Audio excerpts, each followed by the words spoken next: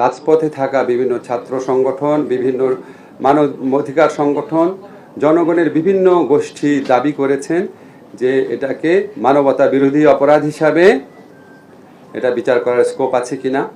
আমরা সেটা খতিয়ে দেখেছি। আপনাদেরকে আমরা বলতে চাই 1973 সনে যে ইন্টারন্যাশনাল ক্রাইম ট্রাইব্যুনাল অ্যাক্ট আছে, যেটা পরে 2009 এবং 13-তে সংশোধনী হয়েছে, সেই আইনে আমরা জুলাই